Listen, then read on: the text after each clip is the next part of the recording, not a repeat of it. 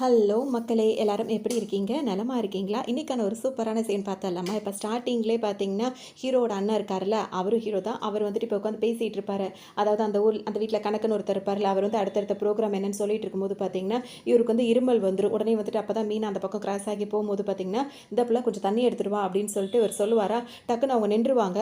"ஒண்ணுதான் பிள்ள, போய் தண்ணி எடுத்துட்டு வா" அப்படின்ற மாரி அவர் இரும்பிக்கிட்டே சொல்லுவாரு. டக்குன்னு வந்துட்டு, "எது புள்ளையா?" அப்படின்னு சொல்லிட்டு கேட்டு, "நான் என்ன உங்க வீட்டு வேலைக்காரியா? இல்ல உங்க தம்பியா? நீங்க சொன்ன உடனே கொண்டு வந்து தண்ணி குடுக்கறதுக்கு" அப்படின்னு சொல்லிட்டு கேட்பாங்க. அவருக்கு ஒரு மாதிரி ஆயிடும் அவங்க இப்படி பேசுறது. ஏதாவது வேலை சொன்னேன்னா, என் வேலையை செய்றதுக்கு நான் கைய நீட்டினேன்னா 100 பேர் வந்து நிப்பாங்க. ஏன்னா, நான் இன்டர்நேஷனல் சிமெண்ட் ஃபேக்டரியோட ஒரே பொண்ணு. ஆனா நீங்க என்னையவே வேலை வாங்க பார்க்குறீங்களா? அப்படின்ற மாரிலாம் ரொம்ப கோவப்படுவாங்க. இன்னும் சும்மா இல்லாம அவரு தண்ணி கேட்ட பாவத்துக்கு இஷ்டத்துக்கு அவங்க பாட்டுக்கு பேசிட்டே இருப்பாங்க. வயசானா மட்டும் பத்தாது. யார்கிட்ட என்ன பேசணுன்றத யோசிச்சு பேசுங்க. மைண்ட் இட் அப்படின்னு சொல்லிட்டு அவங்க பாட்டுக்கு போவாங்க. இவருக்கு ஒரு மாதிரி ஆயிடும். இருந்தாலும் பெருசா எதுவுமே காட்டிக்க மாட்டாரு. கேட்டுக்கவும் மாட்டாரு. அவங்கள எதுவும் சொல்லவும் மாட்டாரு. தம்பி ஒய்ஃப் தான். எதுவும் சொல்ல மாட்டாரு. இதெல்லாம் வந்துட்டு இன்னொரு தம்பி இருக்காரு. 3வது தம்பி. அவருக்கு அமைதியா கேட்டுட்டே இருப்பாரு. பார்த்தீங்கன்னா, இப்ப ஹீரோயின் அந்த பக்கம் அந்த மாரி மீனா சொல்லிட்டு போயிடுவாங்களா, அப்புறம் வேக வேகமா தம்பிக்கார் கொண்டு வந்து தண்ணிய குடுப்பாரு. அதுக்கு முன்னாடி அந்த கணக்கு என்ன சொல்வாருன்னா, "சின்ன பிள்ளை ஏதோ தெரியாம பேசிருச்சு. பெருசா எடுத்துக்காதீங்கன்னு" சொல்லும்போது, "தப்பு நம்ம பேர்ல தான். நம்மளும் கொஞ்சம் பார்த்து பேசியிருக்கணும்." அப்படின்ற மாரி இவர் சொல்லிட்டே இருப்பாரு. அந்த தம்பிக்கார் வந்து தண்ணி குடுத்தோனே, "நீ என்ன இங்க சுத்திட்டு இருக்க? உன்ன தோட்டத்துக்குலாம் போ சொன்னேன்னு" கேட்கும்போது, "இதோ கிளம்பிருன்னு" சொல்லிட்டு அவர் எதுவுமே கேட்டுக்க மாட்டாரு. அவர் கொண்டு வந்து தண்ணி குடுத்துட்டு அவர் பாட்டுக்கு போயிடுவாரு. அடுத்தது பார்த்தீங்கன்னா, இப்ப வேலைக்காரவங்க வரும்போது பார்த்தீங்கன்னா, அப்படியே அதிர்ச்சியா பார்த்துட்டு இருப்பாங்க. ஏன் அப்படின்னா வந்துட்டு, இப்ப மீனா இருக்காங்களா, என்ன பண்ணுவாங்கன்னா, அந்த வீட்ல அந்த பெரியவர் அதாவது ஹீரோட அண்ணன் இருக்காருல்ல, அவர் மட்டும் தான் அந்த ஊஞ்சல்ல உட்காருவாரு. வேற யாருமே அவங்க ஒய்ஃப் கூட உட்கார மாட்டாங்க. அந்த ஊஞ்சல்ல இவங்க இஷ்டத்துக்கு கை கால நீட்டி போட்டு படுத்து கிடப்பாங்க. அதோட பார்த்தோம்னா, இவங்க படுத்து கிடக்கிறத ஃபர்ஸ்ட்டு வேலைக்காரவங்க பார்த்து அப்படியே மிரண்டு போயிடுவாங்க. அதோட கடைசி தம்பி இருக்கார்ல, அவரு பார்ப்பாரு. அவருக்கே ஒரு மாதிரி ஆயிடும். அதுக்கப்புறம் அவரோட ஒய்ஃப் இருக்கார்ல, அந்த பெரிய அண்ணனோட ஒய்ஃப். அவங்களுக்கு அவங்க பார்த்துட்டு அவங்களும் ஒரு மாரி உறைஞ்சு போய் எல்லாரும் வீட்ல பார்த்து பார்த்து அப்படியே ஷாக் ஆகி நின்னுட்டு இருப்பாங்க. இவங்க அத பத்திலாம் கவலைப்பட மாட்டாங்க. ஹாயா அதில சாஞ்சுக்கிட்டு புக்கு படிச்சுட்டு இருப்பாங்க. அப்ப பூவ பார்ப்பாங்க. பூ ரொம்ப வாடி போயிருக்குமா, "ஐயய்ய!" அப்படின்னு சொல்லிட்டு என்ன பண்ணுவாங்க, அந்த பூவ எடுத்து கசக்கி அப்படியே தூக்கி வீசுவாங்க பாருங்க. இருந்த இடத்துக்குள்ளே வீசுறாங்க. அந்த வீசும்போது பார்த்தீங்கன்னா, கரெக்ட்டா அவர் இருக்கார்ல ஹீரோட அண்ணன் நாட்டாம, அவர் மேல பட்டு அந்த பூ வந்து கீழ விழுந்தது. இத பார்த்தோனே எல்லாருக்கும் ரொம்பவே கஷ்டமா போயிடும். அதோட பார்த்தீங்கன்னா, அந்த பூ விழுந்த உடனே இப்ப நாட்டாம பார்ப்பாரு. பார்க்கும்போது பார்த்தீங்கன்னா, கீழ விழுந்துரும். அது மேல பட்டு கீழ தானே விழும். அத எடுக்கலான்னு சொல்லிட்டு போவாரு. கரெக்ட்டா அந்த தம்பி இருக்கார்ல 3வது தம்பி, அவர் வந்து அத எடுத்துருவாரு. ஏன்னா, அண்ணன எடுக்க விட மாட்டாரு. "நீங்க போங்க அண்ணா, நான் குப்பையில போட்டுறேன்" அப்படின்னு சொல்லிட்டு அவர் சொல்லுவாரு. அவரும் அதெல்லாம் பெருசா கண்டுக்க மாட்டாரு. கணக்கு கிட்ட பேசிட்டு அவரே வெளிய போயிடுவாரு. இந்த டைம்ல அவங்க பாட்டுக்கு ஜாலியா ஊஞ்சல் ஆடிட்டே இருப்பாங்க. அப்பதான் வந்துட்டு இந்த 3வது தம்பி என்ன சொல்வாருன்னா, "படிப்பும் பணமும் இருக்கிறதுனால ஒரு பொம்பள ஆம்பளை ஆயிட முடியாது" அப்படின்னு சொல்லிட்டு சொல்லுவாரு. இவரு இப்படி சொன்ன உடனே பார்த்தீங்கன்னா, இப்ப டக்குன்னு மீனா என்ன கேட்பாங்கன்னா, "யார ஜாட பேசுற?" அப்படின்னு சொல்லிட்டு கேட்பாங்க. அதுக்கொன்னே அவர் என்ன சொல்வாரு, "ஜாடெல்லாம் பேசல. உங்கள தான் சொல்றேன். கொஞ்சம் பொம்பளையா லட்சணமா நடந்துக்கங்க" அப்படின்ற மாரி சொல்லிடுவாரு. அவர் பேசுறது கரெக்ட்டா தான் இருக்கும். சக்குன்னு சொன்னோனே பார்த்தீங்கன்னா, உங்களுக்கு படார்ன்னு அவர் பேசி முடிக்கிறதுக்குள்ள அவர் கன்னத்துல ஓங்கி அரைஞ்சிருவாங்க. பார்த்தீங்கன்னா, அவர் நின்னுட்டே இருக்கும்போதே அவர் வந்துட்டு யார பார்த்து என்ன வார்த்தை பேசுறேன்னு சொல்லிட்டு இவங்க கேட்கும்போது, நிறுத்துடின்னு சொல்லிட்டு இவங்கள்ட்ட இப்ப கோவமா இப்ப குஷ்பு வருவாங்க. அதோட "தம்பி நீங்க கொஞ்சம் வெளிய போங்க" அப்படின்னு சொன்னோனே அவர் பாட்டுக்கு போயிருவாரு. வீட்ல உள்ள வேலைக்காரங்களும் அவங்கவங்க வேலையெல்லாம் பார்க்க போயிடுவாங்க. அப்ப வந்து இவங்க என்ன கேட்பாங்கன்னா, எப்பேர்ப்பட்ட குடும்பத்துல வாக்குப்பட்டுட்டு எந்த அளவுக்கு திமிரா நீ நடந்துக்கிறன்னு சொல்லிட்டு கேட்பாங்க. பதில் இவங்க என்ன சொல்வாங்கன்னா, "ஆமா, ஆமா. ஆம்பளைங்கள கொத்தடிமையா வச்சுட்டு இருக்க குடும்பம் தானே இது" அப்படின்னு சொல்லுவாங்க. "குடும்பத்த பத்தி நீ பேசாதடி. குடும்பம்னா என்ன அப்படின்றத நீ தெரிஞ்சுக்கோ" அப்படின்னு சொல்லிட்டு இவங்க சொல்லுவாங்க. கோவமா பேசினோனே இப்ப இவங்களுக்கு வந்து செம கோவம் வரும். டக்குன்னு என்ன சொல்வாங்கன்னா, "இதெல்லாம் பேசுறதுக்கு நீங்க யாரு? என் மாமியாரா? இல்ல, இல்ல. நீங்க எப்படி இந்த வீட்டுக்கு விளக்கேத்த வந்தீங்களோ, அதே மாரி நானும் விளக்கேத்த வந்தவ தான். என்ன கேட்கறதுக்குலாம் உங்களுக்கு எந்த ரைட்ஸும் இல்ல" அப்படின்னு சொல்லவும் அவங்களுக்கு கோவம் வந்துரும். "விளக்கேத்ததுன்னா என்ன நினைச்சுக்கிட்ட? எண்ணெய ஊத்தி திரிய வச்சு ஏத்தி விட்டா அது எரியும். அதான் விளக்கேத்துறதுன்னு நினைச்சுக்கிட்டியா? குடும்பம்னா என்னன்னு உனக்கு தெரியாதான்னு" சொல்லிட்டு அவங்க கேட்க, "விளக்க போட்டு திரிய போட்டு விளக்கேத்துறது ஒண்ணும் அப்படி கிடையாது. அந்த குடும்பத்த மானத்து மரியாதைய காப்பாத்தி கண்ணியமா நடந்துக்கிறவ தான் வந்து குடும்ப பொம்பளையா இருக்க முடியும்" அப்படின்னு சொல்லும்போது, "நாங்களும் 4 எடுத்து படிச்சவங்க தான். கௌரவமான குடும்பத்திலேருந்து வந்தவங்க தான். அதனால எங்களுக்கும் எல்லாம் தெரியும்" அப்படின்னு பதிலுக்கு பதில் இவங்க சொல்லிட்டே இருப்பாங்க. சும்மா இருக்க மாட்டாங்க. இவங்க வந்துட்டு என்ன பேசுவாங்கன்னா, "நாகரீகம்னா நீ என்ன நினைச்சிட்டு இருக்க? தொப்புள் தெரியிற மாரி ட்ரெஸ் போடுறதும், கால் தெரியிற மாரி துணி போடுறதும் நினைச்சிட்டு இருக்கியா? புடவ கட்டினாலும் 4 பேர் கையெடுத்து கும்பிடணும். அதுதான் வந்து நாகரீகம்" அப்படின்னு சொல்லும்போது, நான் வந்து கோடீஸ்வரி வீட்லேருந்து வந்தவ. அதனால நான் அப்படிதான் பேசுவேன். நீங்க கோணி துணி போடுறவங்க. அதனால உங்க பேச்செல்லாம் எடுத்துக்க முடியாது. பார்த்தீங்கன்னா, கட்டையில போம்போதும் கோணி துணி தான் வந்து கூட வரும். அதாவது பாத பார்த்து நடந்தவங்க தான் வந்து வாழ்க்கையில முன்னேறி இருக்காங்க. வானத்த பார்த்து நடந்தவங்கலாம் வேற மாதிரி தான் போயிருக்காங்க. அதனால தான் உன்ன எச்சரிக்கிறேன் அப்படின்ற மாரி இவங்க சொல்ல அப்படியே மாறி மாறி 2 பேருக்குள்ள வாக்குவாதமா போயிடும். இப்பவாவது இவங்க சும்மா இருக்கலாம். சும்மாவும் இருக்க மாட்டாங்க. ஆணும் பெண்ணும் வந்து சரிசமம். நீங்க வேணா தரைய பார்த்து நடக்கலாம். அப்படிலாம் நடக்கணும்னு அவசியம் கிடையாது. எங்க குடும்பத்தில அப்படிதான், இப்படிதான் அப்படின்ற மாரி இவங்க பதிலுக்கு பேச இதெல்லாம் சரிப்பட்டு வராதுன்ற மாரி அவங்களும் ரொம்ப யோசிச்சு கோவமாயிடும் அவங்களுக்கு. திட்டிட்டே இருக்கும்போது இப்ப இவங்க என்ன சொல்லுவாங்கன்னா, ஆணும் பெண்ணும் வந்து சரிசமம்ன்றது எனக்கு நல்லாவே தெரியும். உன்னை வந்துட்டு நான் கஷ்டப்படுத்த நினைக்கிறேன். ஒரு ஆண் வந்து 10 பேர் கிடையாது. அது தப்பு தப்பு தான். அது இப்படி இப்படி அந்த மாதிரி உதாரணத்தெல்லாம் சொல்லிட்டு இருப்பாங்க. அதோட வந்து பார்த்தீங்கன்னா, உன்னை வந்துட்டு தலை குனிஞ்சு நடன்னு நான் சொல்லலை. தலகணமா நடக்காத அப்படின்னு தான் நான் சொல்கிறேன். மட்டும் இல்லாமல் உன்னை வந்துட்டு பேச வேணான்னு நான் சொல்லலை. அடுத்தவங்க மனசு கஷ்டப்படுற மாதிரி பேசாதன்னு தான் நான் சொல்கிறேன். நீ அவனை ஒரு நிமிஷத்தில் அடிச்சு போட்ட. அவனுக்கு பதிலுக்கு உன்னை அடிச்சிருந்தா அப்படின்னா வந்து உன்னோட உன்னோட பல்லும் வந்து எகிரி போயிருக்கும். அந்த குடும்பத்தோட மான மரியாதையும் போயிருக்கும். பார்த்தீங்கன்னா வந்துட்டு எப்போவுமே ஒரு பொண்ணு வந்துட்டு பிறந்த வீட்டில் எப்படி வேணா இருக்கலாம். ஆனால் புகுந்த வீட்டில் இப்படி தான் இருக்கணும்னு இருக்குது அப்படின்னு சொல்லிட்டே இருக்கும்போது பார்த்தீங்கன்னா, சும்மா அழுகுற மாதிரி ஓஹோன்னு பண்ணிட்டு இருந்தவங்க அவர் வீட்டுக்கார் வந்தோன்னு பார்த்தீங்கன்னா ரொம்ப அழக ஆரம்பிச்சிருவாங்க. உடனே அண்ணி அப்படின்ட்டு ஒரு வேகமாக வருவார். அப்போ தான் இவங்களோட அழுகை வந்து இன்னும் கொஞ்சம் அதிகமாகிடும். இவர் வந்தவொடனே பார்த்தீங்கன்னா அழுதுகிட்டு அவங்க பாட்டுக்கு இப்படி ஓடி போய் நின்று அவங்க பாட்டுக்கு அழ ஆரம்பிச்சிருவாங்க. நேராக அவங்க ரூமுக்கு ஓடிடுவாங்க. இவர் வந்து ஒரு பார்த்தீங்கன்னா என்ன சென்னை அப்படின்னு சொல்லி கேட்கும்போது, எத்தனை நாள் தான் இன்னும் சமையல் தெரியாதுன்னு சொல்லிட்டு இருப்பா. அதனால தான் நான் இடி இடித்தேன். ஏன் உன் பொண்டாட்டி நான் எதுவும் சொல்லக்கூடாதுன்னு கேட்பாங்க. அதெல்லாம் உங்களுக்கு இல்லாத உரிமையா அண்ணி, நீங்கள் வாங்க எனக்கு சாப்பாடு போடுங்க அப்படின்னு சொல்லி கூப்பிடவும் அவங்க நடந்த விஷயத்தை எதுவுமே சொல்ல மாட்டாங்க. இவர் தான் பாதி கேட்டார். இருந்தாலும் புரிஞ்சிருச்சு யார் மேலே தப்புன்றது. அதனால இவர் வந்து சாப்பாடு போட்டு நார்மலாக அவர் இருந்துட்டு இருப்பாரு. ஹீரோவும் பார்த்தீங்கன்னா சாப்பிட்டு இப்போ ரூமுக்கு வந்துருவார். ஹீரோயின் வந்து அழுதுட்டு இருப்பாங்க.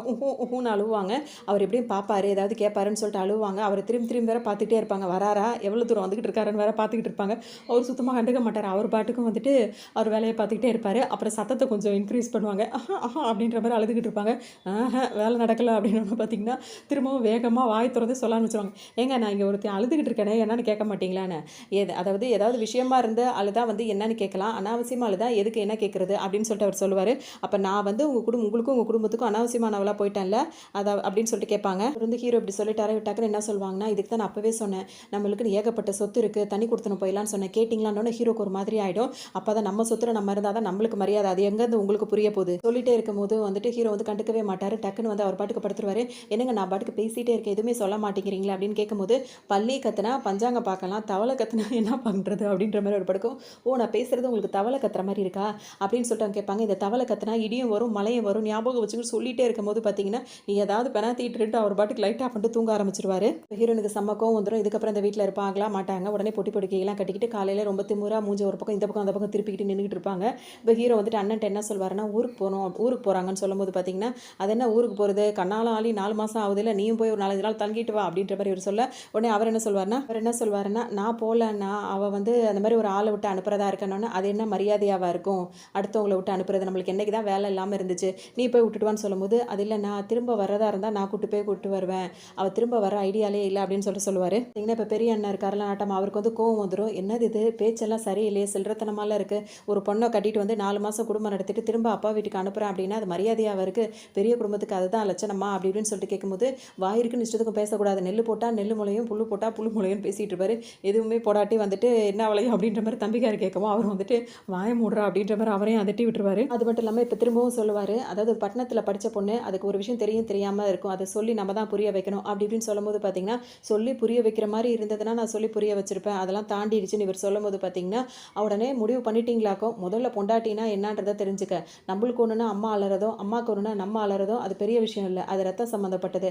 ஆனால் எங்கேருந்தோ வந்த ஒருத்தி நம்மளுக்கு பொண்டாட்டியே வந்ததுக்கப்புறம் நம்மளுக்கு ஒன்றுனா துடிச்சு போகிறாள், அதுதான் பொண்டாட்டி. மட்டும் இல்லாமல் கம்ப்யூட்டர் காலத்திலே வந்துட்டு மஞ்சள் கயிறுக்கு வந்துட்டு மரியாதை கொடுக்குறான்னா அவள் அந்த கயிறுக்கு வந்து கட்டுப்பட்டு இருக்கா, அதனால தான் குடும்பமாக இருக்குது.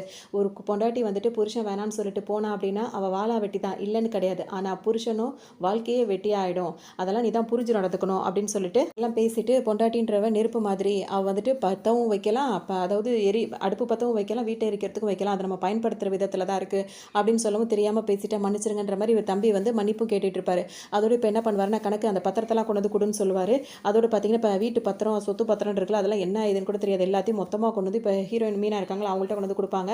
அது மட்டும் இல்லாமல் பொண்டாட்டி இப்படி பார்ப்பாரு, அவங்களும் என்ன பண்ணுவாங்க, கொத்து சாவி இருக்குல்ல அதை கொண்டு வந்து இவங்கள்ட்ட கொடுத்துருவாங்க. கொடுத்துட்டு போனோன்னு பார்த்தீங்கன்னா இப்போ இவங்க முழிச்சிட்டு இருப்பாங்க. அப்போ தான் அந்த நாட்டாம என்ன சொல்வாருன்னா, இங்கே பாருமா இந்த சொத்து பத்திரத்தை உங்கள்கிட்ட கொடுத்தாச்சு, இதில் எங்கே கையெழுத்து போட சொல்கிறியோ அங்கெல்லாம் நாங்கள் அண்ணன் தம்பி மாட்டேன்னு சொல்லாமல் கையெழுத்து போட்டு கொடுத்துருவோம், இதில் எவ்வளோ இருக்குது என்ன இருக்குன்னு கூட எங்களுக்கு தெரியாது, எங்கள் பாட்டம் போட்ட காலத்துலேருந்து விவசாயம் பார்த்துக்கிட்டு தான் இருக்கோம், எங்கள் கண்ணுக்கு தெரிகிற தூரம் வரைக்கும் நாங்கள் பார்த்துக்கிட்டு இருக்கோம், இது உனக்கு நாங்கள் இப்போ கொடுத்துட்றோம், ஆனால் ஒன்று மட்டும் ஞாபகம் வச்சுக்கோ, எந்த காரணத்துக்கு கொண்டும் என் அண்ணன் தம்பியை பிரிச்சிடலான்னு சொல்லிட்டு கனவுல கூட கூட நினைக்காத, அது மட்டும் நடக்காது அப்படின்னு சொல்லிடுவாரு. அதோட பார்த்தீங்கன்னா, அங்கேயே அவங்க மயக்கம் போட்டு பொத்துன்னு விழுந்துருவாங்க. அதோட பார்த்தோம் அப்படின்னா வந்துட்டு இவங்க வந்து பேசிட்டே இருப்பாங்க. இப்படி மயக்கம் போட்டு விழுந்த உடனே வந்து அவருக்கு செக் பண்ணி பார்த்தோன்னே அவங்க வந்து குளம் விருத்தி ஆயிடுச்சுங்கன்னு சொன்ன உடனே எல்லாருக்குமே ரொம்ப சந்தோஷமா இருக்கும். ஹாப்பியா இருப்பாங்க. அதோட பார்த்தீங்கன்னா, இவங்களும் மனச மாத்திட்டு அங்கேயே இருக்க ஆரம்பிச்சுருவாங்க. அதுக்கப்புறம் பார்த்தீங்கன்னா, மறுநாள் காலையில சின்ன தம்பி இருக்காருல்ல, அவர் வந்து வெளிய கிளம்ப போவாரு. கிளம்பும்போதுட்டு இப்ப பெரிய அண்ணி இருக்காங்கல்ல குஷ்பு, அவங்க என்ன சொல்லுவாங்கன்னா, "வெளிய கிளம்புறேன் சாப்பிட்டுட்டு போ" அப்படி இப்படின்னு சொல்லுவாங்க. ஏன்னா அவங்கள்ட்ட மட்டும் தான் சொல்லிட்டு இவர் வெளிய கிளம்புவாரு. உடனே இவங்க "நில்லுங்க, என்கிட்ட சொல்லிட்டு போமாட்டீங்களா? நானும் உங்களுக்கு அண்ணி தான்" அப்படின்னு சொல்லுவாங்க. "அப்படிலாம் ஒண்ணும் இல்லங்க" அப்படின்னு சொல்லி அவர் பேசுவாரு. உடனே இவங்க என்ன சொல்லுவாங்கன்னா, "அன்னைக்கு நடந்த விஷயத்துக்கு வேணா நான் மன்னிப்பு கேட்டுக்கிறேன்னோனே" "ச்சே ச்சே நீங்க என்னங்க என்கிட்ட மன்னிப்பு கேட்டுக்கிட்டு" அப்படின்ற மாரிலாம் அவர் பேசுவாரு. "நான் தாங்க உங்கள்ட்ட மன்னிப்பு கேட்கணும்" அப்படின்னு சொல்லிட்டு அவர் அங்கருந்து போயிடுவாரு. அதோட இவங்க நின்னு பேசிட்டே இருக்கும்போதே பார்த்தீங்கன்னா யோசிச்சுட்டே இருப்பாங்க. அப்பதான் வந்து நெறைய கார் முன்னாடி 10 கார் பின்னாடி 10 கார் வரும். நடுவுல இப்ப கார்லேருந்து இறங்கி வர்றது யாரா இருப்பாரு அப்படின்னு சொல்லிட்டு பார்த்தோம்னா, ஹீரோயினோட அப்பா இருக்காருல்ல மீனா அவர் தான் வருவாரு. அவர பார்த்தோனே இவங்களுக்கு ரொம்ப சந்தோஷமா போயிடும். "அப்பா" அப்படின்னு சொல்லிட்டு பேசும்போது, "ஹலோ மை டியர்ன்னு" ஆரம்பிப்பாரு. ஆனா வந்து நாட்டாமைய பார்த்தோனே உஷ் உஷ் அப்படின்னு சொல்லிட்டு அவர் செப்பலெல்லாம் கழட்டி வாசல்லயே வச்சுட்டு அவர் வந்து ஊஞ்சல் ஆடிட்டு இருப்பாரா, அவர்கிட்ட கைய கட்டிட்டு போய் நின்னு பேசிட்டு இருப்பாரு. பார்த்தீங்கன்னா, அங்க கைய கட்டி ஒரு மாரி பவ்யமா பேசுறத இப்ப ஹீரோயின் பார்ப்பாங்க. அப்ப வந்து அவர் என்ன கேட்பாருன்னா, உட்காருங்கன்னு சொல்லும்போது, "உங்க முன்னாடி எப்பங்க நாங்க உட்கார்ந்துருக்கோம்?" அப்படின்ற மாரி கேட்பாரு. அது சரி பரவால்ல உட்காருங்கன்னு சொல்லும்போது கேட்க மாட்டாரு. "தொழில்லாம் எப்படி போயிட்டுருக்குன்னு?" கேட்கும்போது, "அதெல்லாம் போயிட்டுருக்குங்க" அப்படின்ற மாரி அவரும் சொல்லுவாரு. அப்புறம் பார்த்தீங்கன்னா, இந்த மாரி இவரு நின்னு பேசுறத இப்ப தான் இவங்க பார்ப்பாங்க. பார்த்தோனே என்ன நினைப்பாங்கன்னா, அவங்க வீட்ல இருக்கும்போது அவ்ளோ ஆளுங்க வந்துட்டு அப்பாவ சுத்தி சுத்தி வர்றதும், அவர் எல்லா நேரம் பிஸியா இருக்கிறதும், அவர்கிட்ட நெறைய உதவி கேட்டுட்டு வர்றதெல்லாம் அவங்க பார்த்துட்டே இருப்பாங்க. இப்ப என்ன இவ்ளோ டோட்டலா அப்படிப்பட்டவரே வந்துட்டு இன்னொருத்தர்கிட்ட இப்படி கை கட்டி நிக்கிறாரே அப்படின்னு சொல்லிட்டு ரொம்ப ஒரு மாதிரி அப்படியே ஃபீல் பண்ணி பார்ப்பாங்க. அப்புறம் பார்த்தீங்கன்னா வந்துட்டு இவங்க இதெல்லாம் பேசி இவங்க ரொம்ப அதெல்லாம் யோசிச்சு யோசிச்சு கவலைப்பட்டுட்டு இருப்பாங்களா. அப்புறம் தான் இவர் என்ன சொல்வாருன்னா, "பக்கத்துல ஒரு ஃபேக்டரி கட்டலான்னு வந்தேங்க. அப்படியே உங்கள பார்த்துட்டு போலான்னு வந்தேன்" அப்படின்னு சொல்லவும், "சரி இருந்து சாப்பிட்டு போங்கன்னோனே, இருக்கட்டுங்க வேலை இருக்குன்னு" சொல்லிட்டு அவர் சொல்லுவாரு. "புள்ளையவாது பார்த்துட்டு போங்க" அப்படின்னு சொல்லிட்டு இவர் சொல்லவும், அவரு வந்துட்டு வேண்டான்னு அவர் சொல்வாரு. "வாயும் வெறுமா இருக்குது. நலம் விசாரிச்சுட்டாவது போங்கன்னு" சொல்லும்போது, "புள்ள எப்படி இருக்குன்னு கேட்கிற குடும்பத்திலயாங்க நான் கட்டி குடுத்துருக்கேன். நாட்டாம குடும்பத்துல வந்து வாக்கப்பட்டு குடுக்குத்து அதாவது கல்யாணம் பண்ணி குடுத்துட்டு, புள்ள எப்படி இருக்குன்னு கேட்டா, என் நாக்கு இப்படி ஆயிராதா?" அப்படின்ற மாரிலாம் அவர் ரொம்ப ஃபீல் பண்ணி பேசும்போது, இவங்க ஹீரோயின் பார்த்துட்டு இவங்களுக்கு ஒரு மாதிரியாவே இருக்கும். பார்த்தீங்கன்னா, இவரும் சரி வாங்கன்னு சொல்லிடுவாரு. இவர் தூரத்துல இருக்க பொண்ண பார்த்துட்டு, "சரி வரேன் கண்ணு" அப்படின்ட்டு அவரும் கிளம்பிருவாரு. இப்ப ஹீரோயினுக்கு ரொம்ப ஒரு மாதிரி இருக்கும். அப்பான்னு கூப்பிட ஆரம்பிப்பாங்க. அதுக்குள்ள அவர் பாட்டுக்கு போயிட்டே இருப்பாரு. இவங்க ரொம்ப தேம்பி தேம்பி அழவே ஆரம்பிச்சுருவாங்க. அதுக்கப்புறம் தான் அவங்க நெனச்சு பார்ப்பாங்க. ஒரு இன்சிடென்ட் அப்ப அந்த தண்ணி கேட்ட குடுறதுக்காக அவர வந்துட்டு வயசானா மட்டும் பத்தாது. யார்ட்ட எப்படி பேசுறோம்னு பார்த்து பேசுங்க. மைண்ட் இட்ன்னு 10 தடவ மைண்டுக்குள்ள ஓடிட்டே இருக்கும். அதெல்லாம் நெனச்சு நெனச்சு அழ ஆரம்பிச்சுருவாங்க. ஏன்னா இவங்க அழுது முடிக்கவும், அவர் பேப்பர படிச்சுட்டு ஊஞ்சல்ல தூக்கி போட்டு இறங்கி நிக்கவும் கரெக்ட்டா இருக்கும். நேரா வந்து பொத்துன்னு அவங்க கால்ல விழுந்து, "மாமா, மாமா என்ன மன்னிச்சிருங்க மாமா, மன்னிச்சிருங்க மாமான்னுவாங்க." இவருக்கு என்ன நடக்குதுன்னே தெரியும். இப்ப தான் போய் பேப்பர் இந்த பக்கம் தூக்கி போட்டா, இந்த பக்கம் வந்து கால்ல இந்த பொண்ணு விழுந்திருக்கேன்னு சொல்லிட்டு, "என்னம்மா ஆச்சுன்னு?" கேட்கும்போது, "நீ என்னம்மா பண்ண? உன்ன எதுக்கும்மா நான் மன்னிக்கணும்? வாயும் வயிறுமா இருக்க. எந்திரிம்மான்னு" சொல்லிட்டே இருப்பாரு. "என்ன மன்னிச்சிருங்க மாமா, நான் தெரியாம நடந்துட்டேன்னு" அவங்க சொல்லிட்டே இருப்பாங்க. அவங்க குஷ்பு வேற பக்கத்துல வந்து நின்னு பார்த்துட்டு இருப்பாங்க. "என்ன லட்சுமி என்ன பார்த்துக்கிட்டு இருக்க?" அப்படின்னு சொல்லிட்டு இப்ப நாட்டாம கேட்கவும், வேக வேகமா குஷ்பு வந்து சமாதானப்படுத்துவாங்க. "என்னம்மா நீ சின்ன பிள்ளைத்தனமா வாய் வயிறுமா இருந்துட்டு இந்த மாரிலாம் பண்றேன்னோனே, நீங்களும் என்ன மன்னிச்சிருங்கன்னு" சொல்லிட்டு அவங்கள்ட்டயே மன்னிப்பு கேட்பாங்க. அப்படியே ஒருத்தர்ட்டயே மன்னிப்பு கேட்பாங்க. அதோட இவங்க புரிஞ்சுப்பாங்க. அத நான் இதுவரைக்கும் தெரியாம தப்பு பண்ணிட்டேன் அப்படி இப்படின்னு சொன்னோனே பார்த்தீங்கன்னா, அதெல்லாம் பெரிய விஷயம் பண்ணாம எல்லாருமே வந்து மன்னிச்சுருவாங்க. இப்ப வந்து இவங்க மன்னிப்பு கேட்கறது வந்து குடும்பமே ஃபீல் பண்ணி அழுவாங்க. இந்த படம் பார்க்கறதுக்கு ரொம்பவே நல்லா இருக்கும். கதையும் சூப்பராவே இருக்கும். உங்களுக்கு இந்த சீன்ஸ்லாம் ரொம்ப பிடிச்சிருக்கும்னு நினைக்கிறேன். இன்னொரு சீன்ல சந்திக்கலாம்.